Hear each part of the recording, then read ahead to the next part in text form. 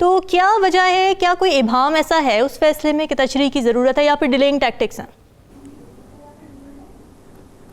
نہیں پتہ نہیں، ان لوگوں کو پڑھنے نہیں آتا ہے. میرے خیال میں اس سے زیادہ کلیئر کیا حکم آ سکتا تھا کورٹ پہ. انہوں نے کہا کراؤ elections with in the due date. اب ڈیٹس دیں نا. بات اصل یہ ہے کہ پی ڈی ایم اور خاص طور نون وہ الیکشنز نہیں چاہتا ہے، اور ہم پتہ ہے کیوں نہیں چاہتے ہیں. اس لیے کہ وہ پٹ جائیں گے. پی پی پی جو ہے کہہ رہی ہے ہم تیار ہیں، ہم کر سکتے ہیں. ایک لحاظ سے ان کی شاید پریپریشنز بہتر ہو. پنجاب ان کا گڑھ تو نہیں ہے، تھوڑے سے سیٹس شاید انہوں نے بندوبست کی ہوں گے کہ وہ جیت جائیں. بات سیدھی سادی یہ ہے کہ جب تک الیکشنز نہیں ہوں گے انسٹیبلٹی ہوگی.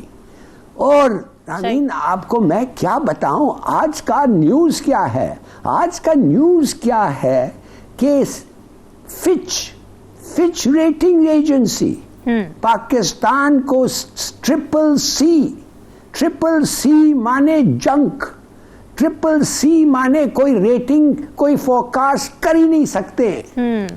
مائی گاڈ. تو اس کا آپ انویسٹمنٹس چاہتے ہیں اور سٹیبلٹی نہیں آنے دیتے ہیں.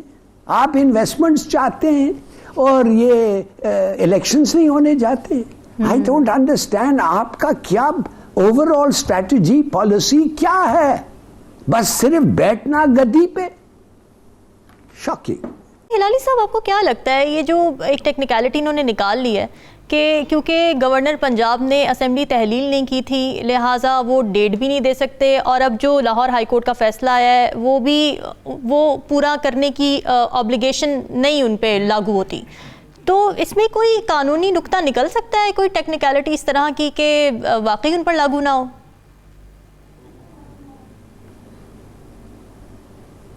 آپ نے کبھی ایک ایکسپریشن سنا ہے self respect?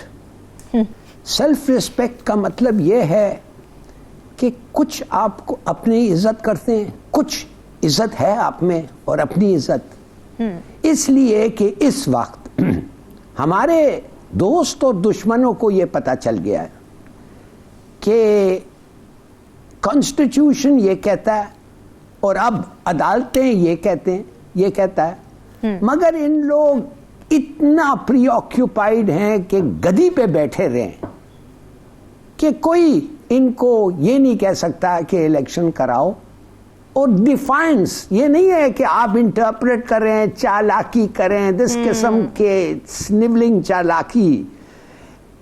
Direct confrontation with the لا. اور آپ کہتے ہیں ہم نہیں کریں گے، جو قانون کہتا ہے نہیں کریں گے. تو معاف کریے، یہ کون لوگ ہیں جو کہہ رہے ہیں نہیں کریں گے؟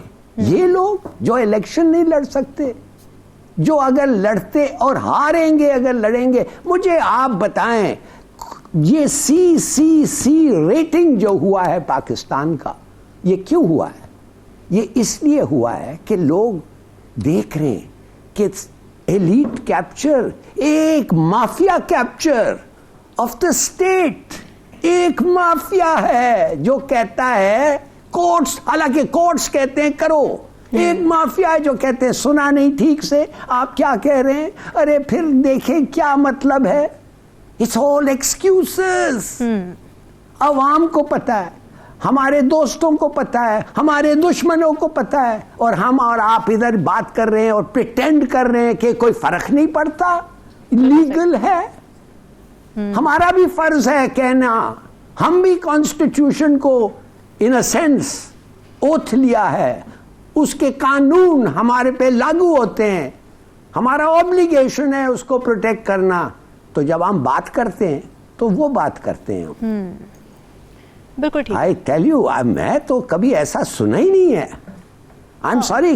میں اس کے بعد آپ ایگریمنٹ سائن کریں گے، کوئی کہے گا نہیں مانتا. یہی ہوا نا آپ کے ساتھ IMF کے ساتھ. اچھا ہلالی صاحب، ہم دیکھ رہے ہیں کہ دوسری طرف مخالفین کی گرفتاریوں کا سلسلہ جاری ہے. پہلے اعظم سواتی، پھر شہباز گل، فواد چودھری، اور اب لگتا ہے کہ سابق وزیر خزانہ شوکت ترین کی باری ہے. تو اگر اسی طرح گرفتاریاں جاری رہیں تو پولیٹیکل کنسنسس کیسے ہوگا؟ کس طرح دیکھ رہے ہیں آپ اس معاملے کو؟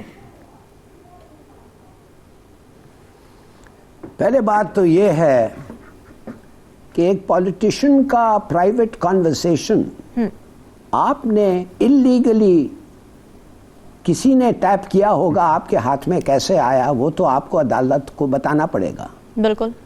اور اس کا کانورسیشن پہ آپ نے ایک کیس لگایا اس پہ جو سزائے موت ہے, ڈیتھ پینلٹی. پہلی بات تو یہ ہے کہ آپ کی ایکٹ اگر کورٹ نے فیصلہ کیا وہ لیگل ہے, وہ نہیں کرے گا شاید کورٹ تو اس کو پھینک دے گا, دور پھینکے گا. آڈیو پہ آپ سیڈیشن کی چارج لگا رہے ہیں. کس نے کہا آپ کو آڈیو بنایا, کس نے کیا؟ نمبر 1. دوسری بات یہ ہے کیا کہا اس نے کہا سرپلس منی کے پی کو آپ واپس سینٹر کو نہ کریں, فیڈریشن کو نہ کریں. تو یہ برا لگے, یہ اس کا مطلب یہ ہوگا کہ ان کا سٹانس کمزور ہو جائے گا آئی ایم ایف کے ساتھ. سرپلس منی تو ہے ہی نہیں نا. سرپلس منی وہ کدھر سے آئے بجٹ میں جب وہ پیسے جو آپ نے فاٹا کے ڈیولپمنٹ کے لیے دینے تھے وہ آپ نے نہیں دیا اور کے پی اپنا بجٹ استعمال کیا اسی چیز کے لیے. ان کے پاس تو تھا نہیں. بالکل. اور پنجاب کے پاس بھی کبھی نہیں ہے. تو آپ نے کہنے کا مقصد کیا تھا آپ کا؟ اگر میں ایک بات کرتا ہوں کسی سے اور میں اپنے پولیٹیکل اپوننٹس کے بارے میں بات کر رہا ہوں کہ یہ ہمارے ساتھ let's make things difficult for them, اس کے معنی مجھے ٹریزن کے چارج میں, ہمیں پتہ ہے آپ اس کو کیوں پکڑنا چاہتے ہیں.